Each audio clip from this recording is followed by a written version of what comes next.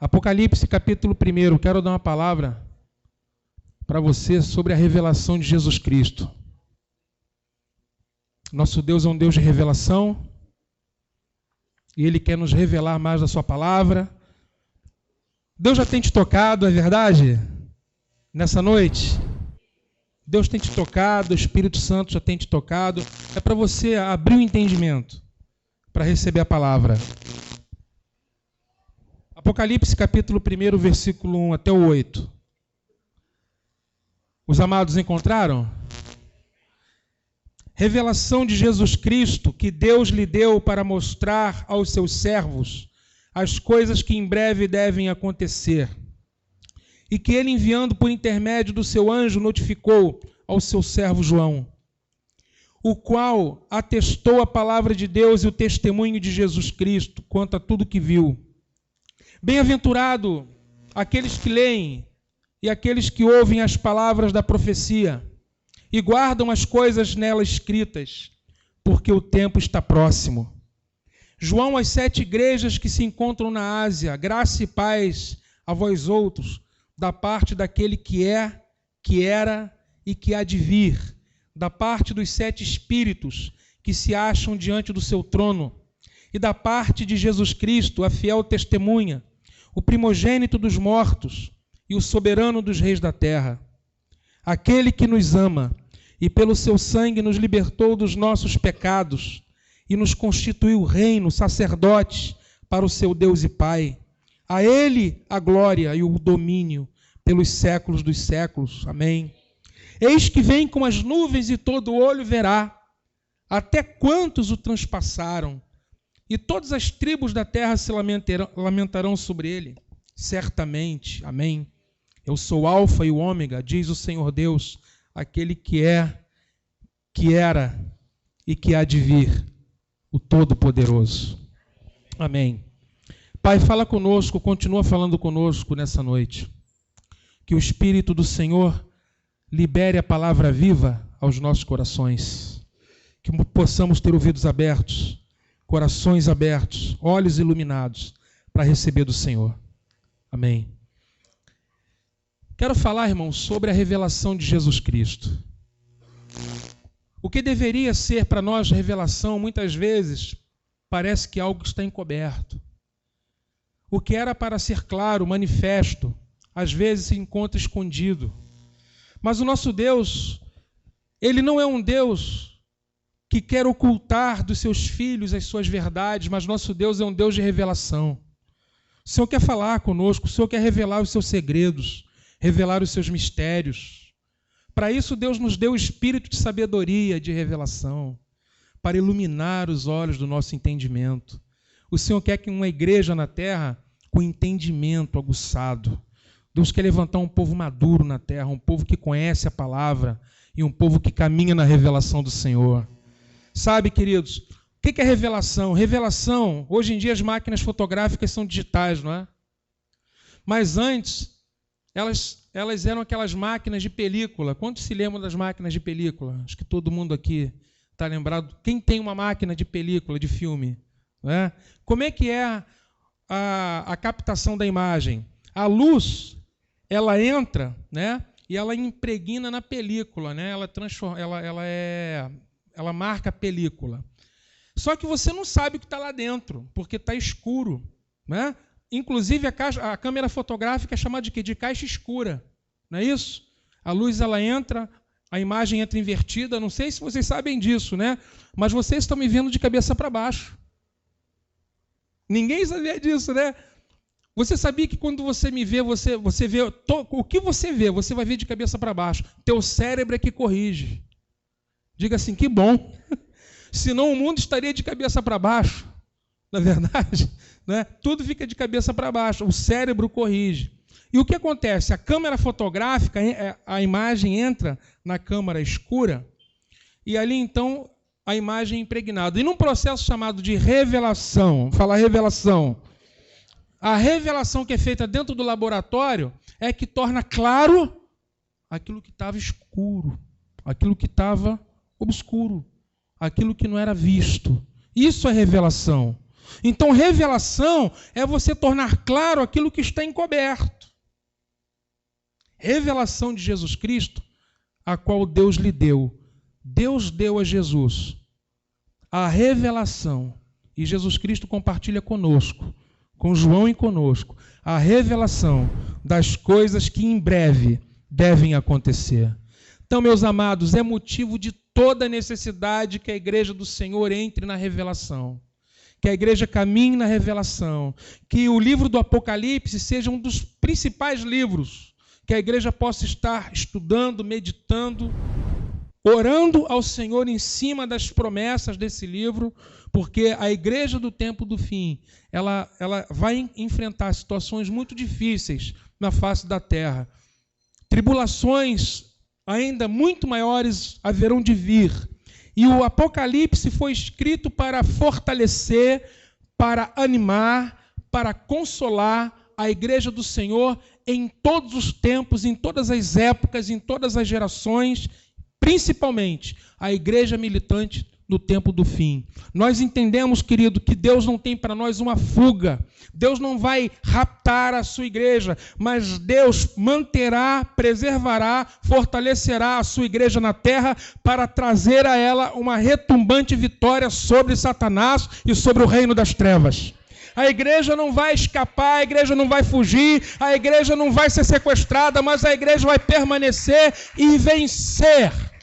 Amém, amados? A igreja vai triunfar. A igreja há de ser gloriosa, sem mancha, sem mácula, sem ruga. Então, a revelação de Jesus Cristo é para nós.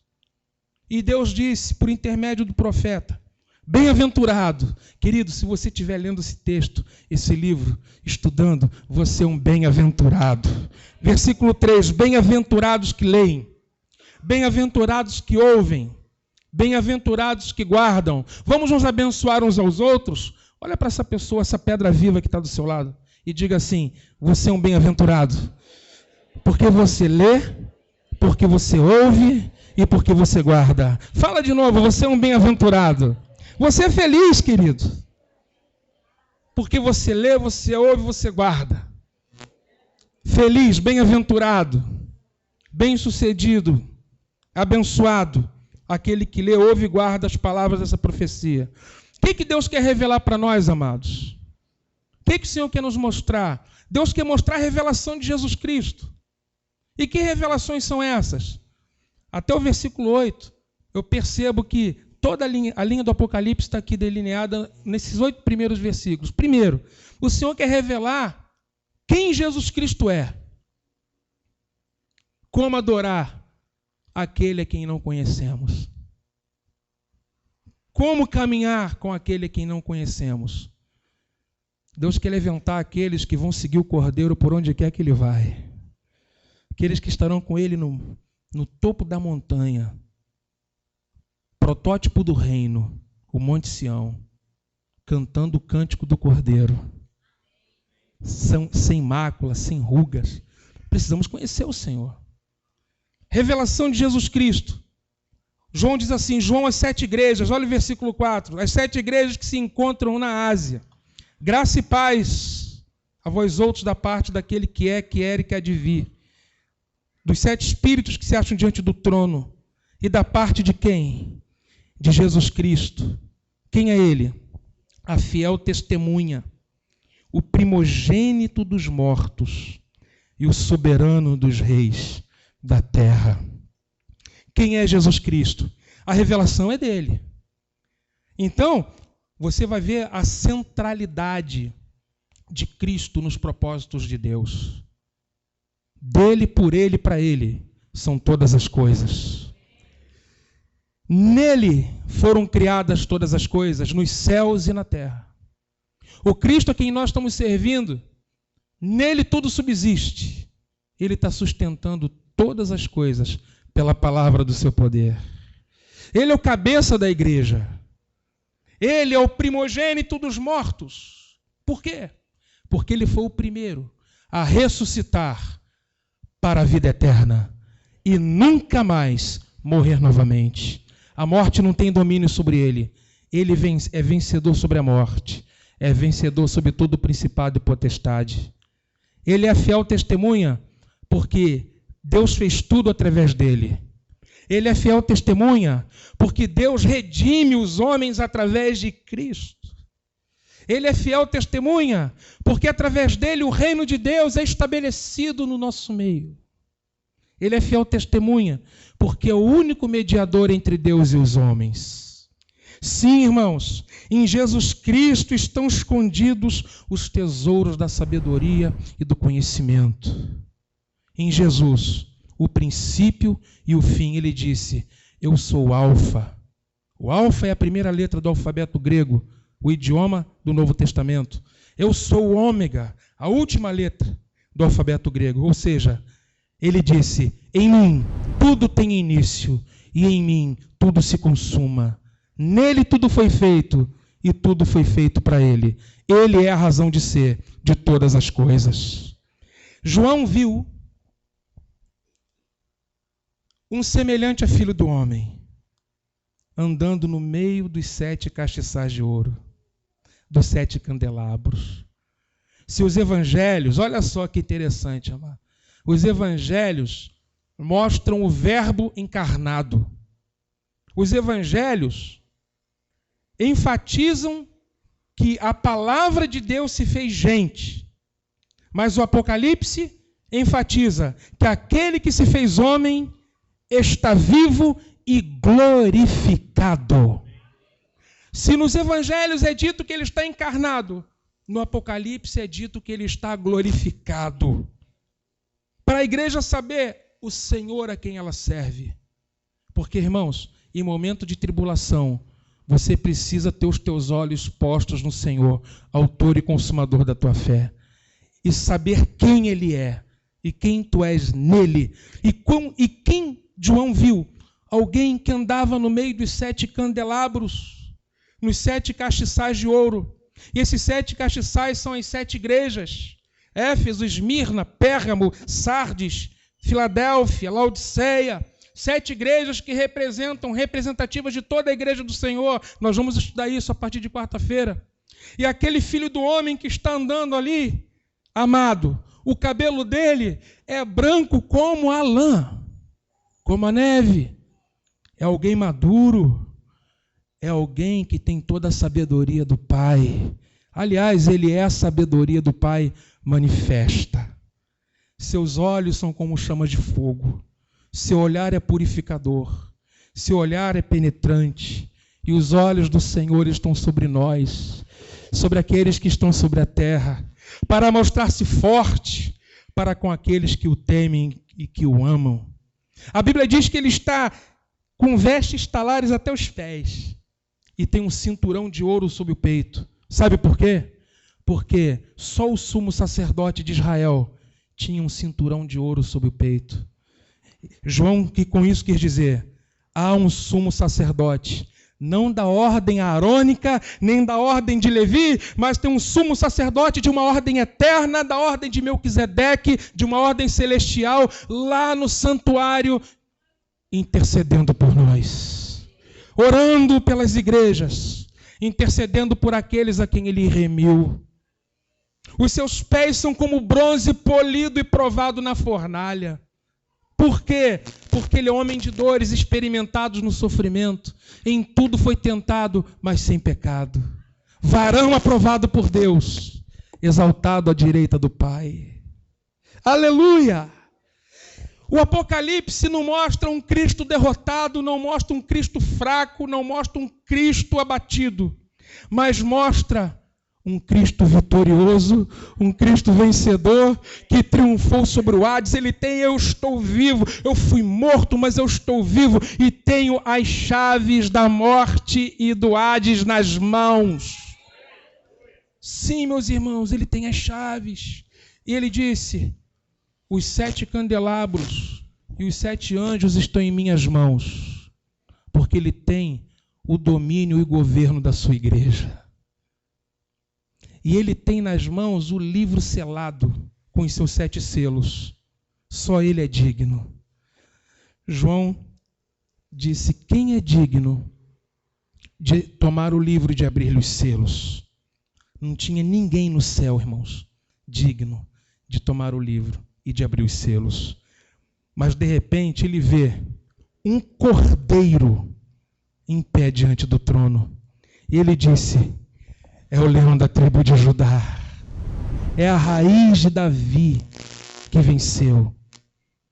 E ele tem o livro nas mãos. E cada selo que ele abre, um evento acontece na história. Nós vamos estudar isso aqui. Em outras palavras, ele tem a história nas mãos. Não há nada que acontece, querido, na terra, que Deus não tenha governo. Estão entendendo isso? Não há nada que aconteça nos céus e na terra que o Senhor não tenha o domínio e o governo de tudo. Diga: Deus está no controle. Deus está no controle. Está ou não está? Jesus está no controle. Está nas mãos dele. É o vitorioso. Revelação de Jesus Cristo, porque ele disse, olha o versículo 8, leia comigo: eu sou o Alfa e o Ômega. Vocês estão vendo, irmãos? Estão lendo na Bíblia aí? Ou vocês estão preocupados com quem entrou, com quem saiu? Leia lá: eu sou o Alfa e o Ômega, diz o Senhor Deus, aquele que é, que era e que há de vir, o Todo-Poderoso. Tem governo nas mãos. É a revelação de Jesus Cristo do que ele fez por nós. Não só de quem ele é, mas também daquilo que ele fez. Está escrito no texto: da parte de Jesus, a fiel testemunha, primogênito dos mortos, soberano dos reis da terra, aquele que nos ama, pelo seu sangue nos libertou dos nossos pecados e nos constituiu um reino de sacerdotes. A revelação de Jesus Cristo é com relação àquilo que ele fez. E a palavra diz que ele nos ama. Amados, Jesus nos ama. Ele nos ama. Não importa se você está passando por tribulação. Essa palavra foi dita para a igreja perseguida, para a igreja que estava atribulada, passando pelo fogo da perseguição do imperador Domiciano no ano 90. Ele está na ilha de Patmos, ele está preso e está dizendo: nada pode me separar do amor de Deus que está em Cristo Jesus. Nada me separa, esse cárcere não me separa do amor de Deus. Essa perseguição não me separa do amor de Deus. O imperador, com toda a sua violência, não me separa do amor de Deus. Porque nem a morte, nem a vida, amado, nada pode nos separar desse amor.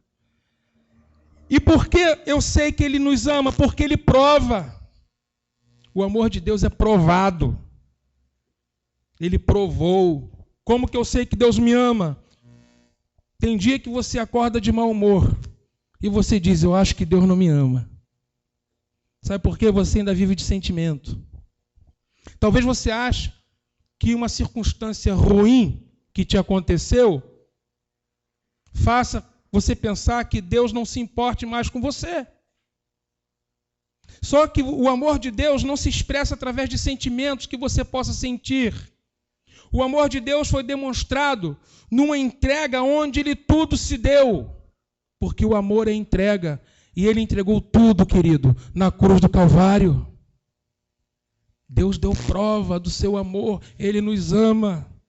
Quando você estiver se sentindo mal, pense nisso. Deus me ama. Isso é altamente terapêutico e curador. Deus me ama. Não importa se as pessoas lá fora não me querem bem. Ainda que meu pai e minha mãe me desamparem, o meu Deus jamais me lançará fora. Não me desampara nunca. O meu Deus me acolhe. O meu Deus me recebe. O meu Deus me fez filho. Ele me aceitou. Ele me fez idôneo pelo sangue do seu Filho Jesus. Deus nos ama. Agradeça ao Senhor por isso. Obrigado, Pai. Obrigado pelo seu amor por nós. Obrigado pela sua graça, pelo seu amor que se deu por mim. Irmão, se nós estamos aqui porque o Senhor nos ama, diga: eu sou amado por Deus. E me libertou. O que Jesus Cristo fez? A palavra diz que ele me libertou dos meus pecados, pelo seu sangue. Israel estava no deserto. Quantos conhecem a história? Quem conhece a história? 400 anos. Estava no deserto. Ele foi liberto pelo sangue do Cordeiro. E lá no Apocalipse, João está dizendo, ele nos ama e com seu sangue nos libertou. Por quê? Nós estávamos, queridos, em um reino hostil ao reino de Deus. Quem governava sobre nós era Satanás. Nós éramos escravos do pecado. Nós estávamos presos sob as garras do mal. Quem testifica que isso é verdade? Satanás governava sobre nossa vida. O Deus desse século nos cegou. E nós estávamos cegos, escravos e presos. E fazíamos a vontade de Satanás. Não conhecíamos a Deus, não tínhamos esperança.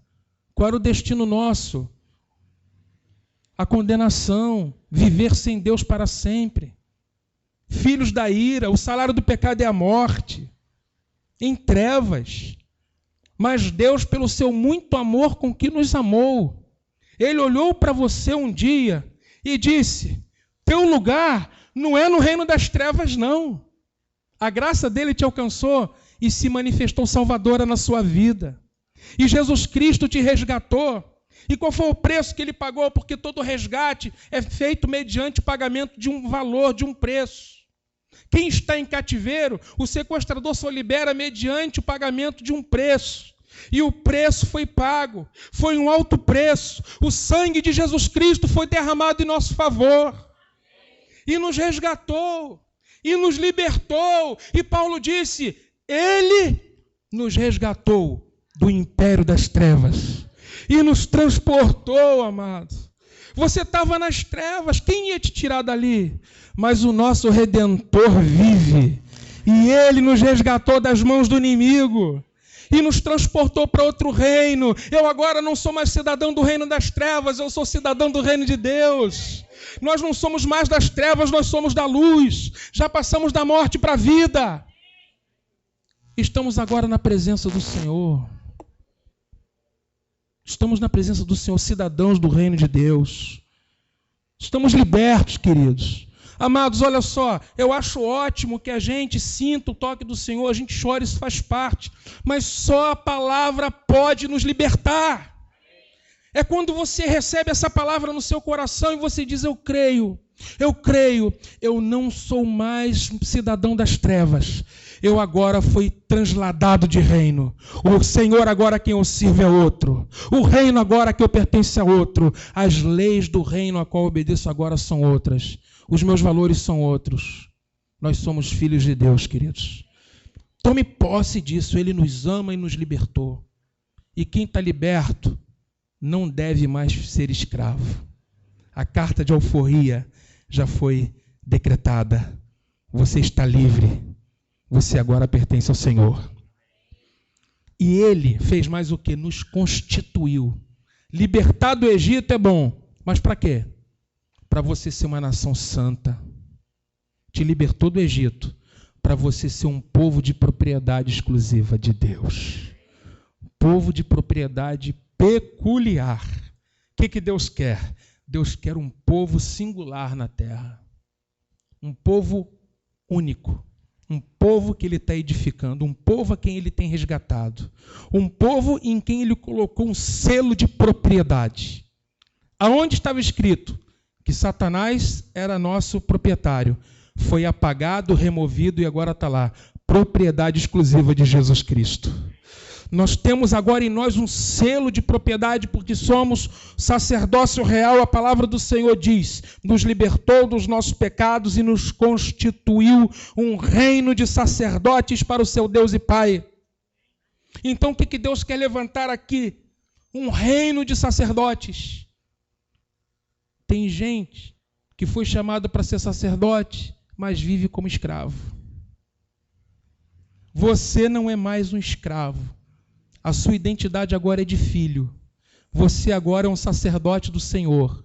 Você agora é um ministro do Senhor. Queridos, está escrito lá em Êxodo, se atentamente ouvirdes a minha voz. Êxodo 19, versículo 5.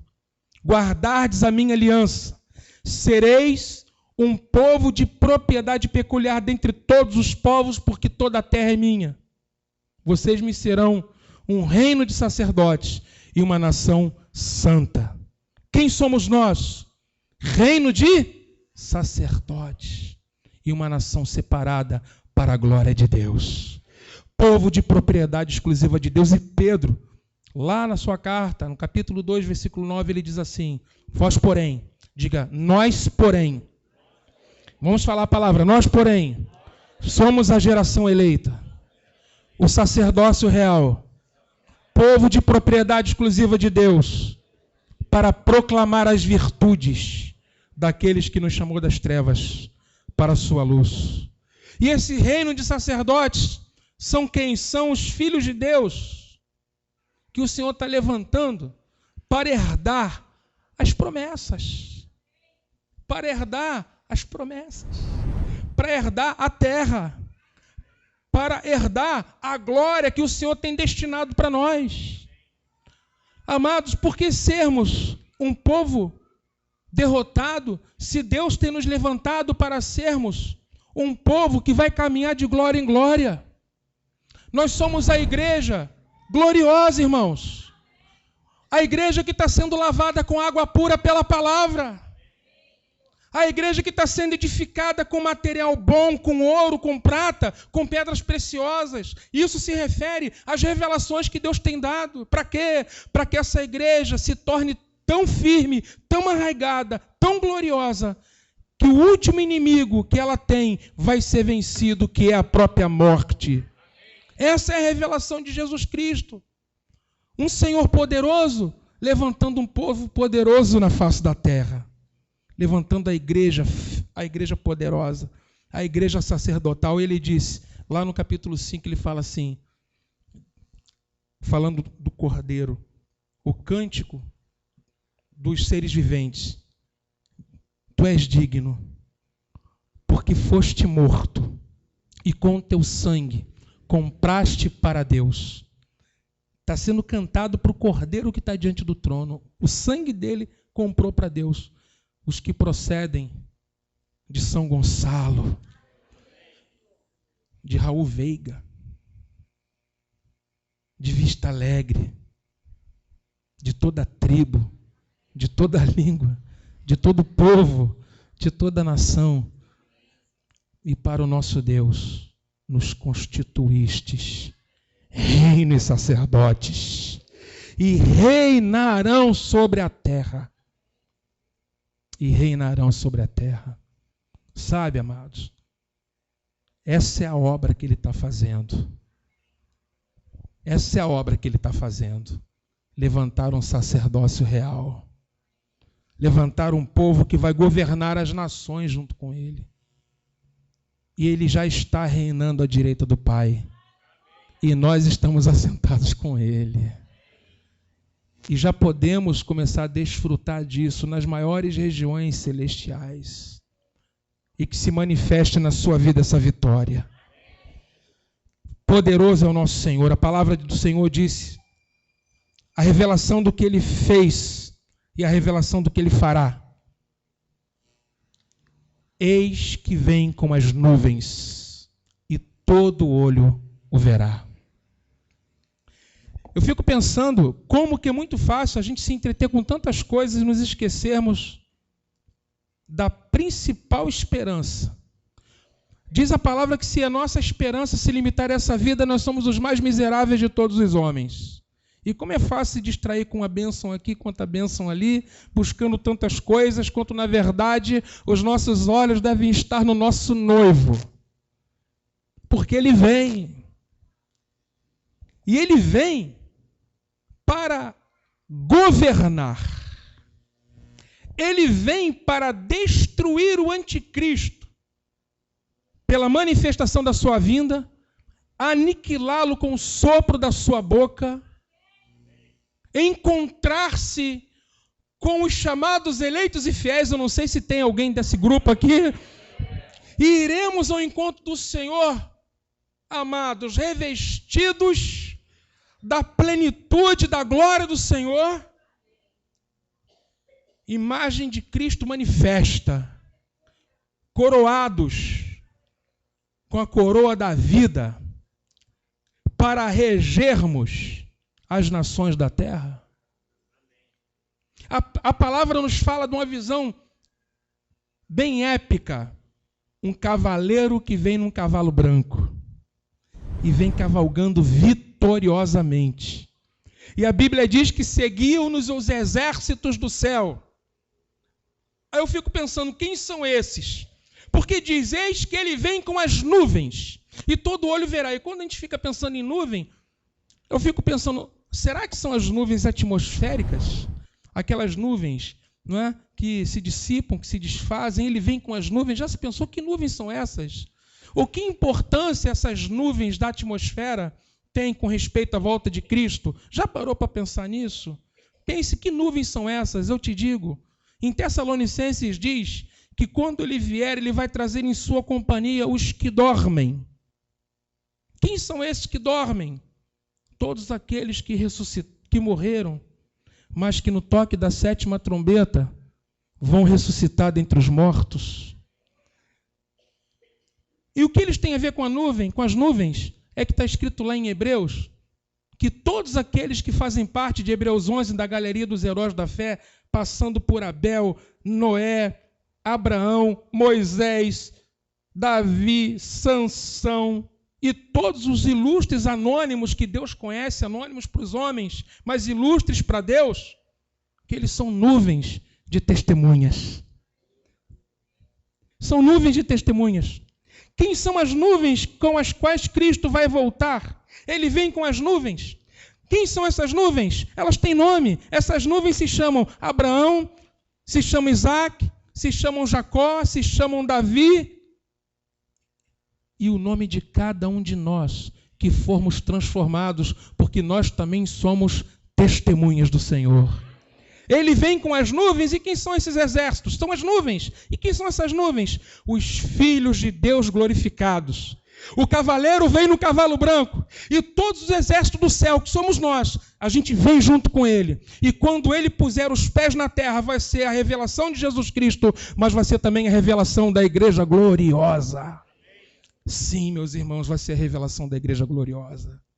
Nós vamos nos manifestar, porque a Bíblia diz, quando Cristo, que é a nossa vida, se manifestar, nós seremos manifestados com ele em glória. Sim, meus irmãos, ele vem com as nuvens e todo olho verá. Ele vem, tem uma coroa na cabeça. Aí repete, os olhos são chamas de fogo, tem uma espada na boca. A sua palavra vai governar toda a terra com a palavra que sai da boca dele. Essa palavra está na nossa boca também, aleluia! É a palavra viva, eficaz, poderosa, está na nossa boca também. Está vestido de um manto, está salpicado de sangue. Por quê? Porque é o sangue dos adversários. Tem na sua coxa escrito o nome: Rei dos Reis e Senhor dos Senhores. É o verbo, é a palavra que está cavalgando no cavalo branco, a palavra glorificada. Primeiro encarnada e depois glorificada. E essa palavra está sendo encarnada novamente num corpo que é a igreja. Cristo em carne, através das nossas vidas. Ele em nós, a esperança da glória. Ele em nós, a esperança da glória. Olha, amados, o Apocalipse é um livro lindo. Simbolismos e simbolismos, verdades profundas. Ali, na revelação de Jesus Cristo. Eu convido você a abrir o seu coração para aquilo que a gente vai estar recebendo nesses dias. Hoje você já pode entender que a revelação de Jesus Cristo é para você. Para te dar força, ânimo, consolo, alegria, para você ser fiel até o fim e perseverar na presença do Senhor. Ele é o alfa, ele é o ômega, ele é o princípio, ele é o fim. Eu quero concluir lendo com você Daniel, capítulo 7. Vamos ler Daniel, capítulo 7. Versículos 13. Daniel, capítulo 7, versículo 13. A visão do Filho do Homem glorificado.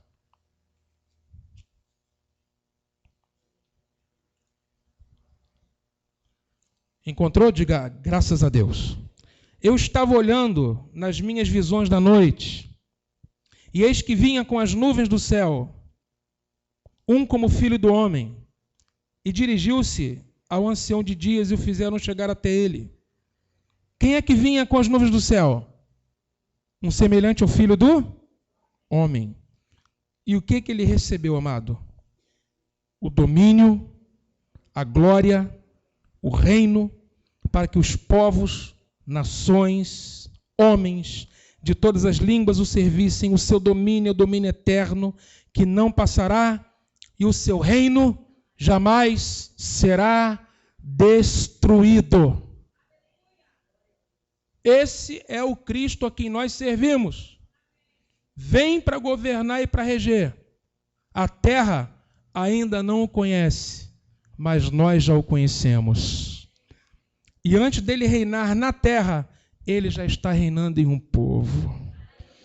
Antes de todo o joelho se dobrar, nossos joelhos já se dobram, nossas línguas já confessam e dizemos: Jesus Cristo é o Senhor da igreja, Jesus Cristo é o Senhor da nossa vida, Jesus Cristo já está reinando aqui entre nós e nos nossos corações. Então nós já somos o reino sacerdotal. Amados, isso é maravilhoso. Já estamos no reino do Filho amado. Isso vai se manifestar na terra. O Senhor está trazendo isso à luz. E nós somos o sacerdócio real do Senhor. Amém, amados? Recebe essa palavra? Então vamos ficar em pé, vamos adorar o Senhor nessa palavra. Glórias ao Senhor. Vamos nos abençoar. Diga assim: sacerdócio real. Vira para o seu irmão e diga: sacerdócio real. Você é um rei sacerdote da linhagem de Cristo, de Melquisedeque. Você é um rei sacerdote. Você é um ministro de Cristo. Sacerdote real.